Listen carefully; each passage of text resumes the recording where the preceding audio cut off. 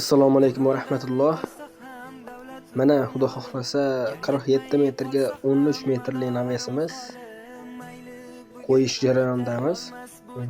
Bu navesimizni strapilar lagidan xorilari chanadan qilib berdik. Arzon narxda bitadigan navesimiz bu. Bu navesimizga o'sha 13 metrga 9 ta lagi ketdi. Lagamizning bir donasi 85 mingdan.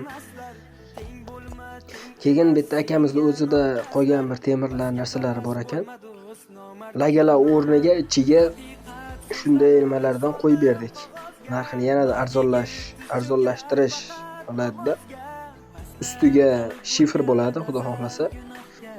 Reykalarini akanikini yog'ochdan qilib berdik.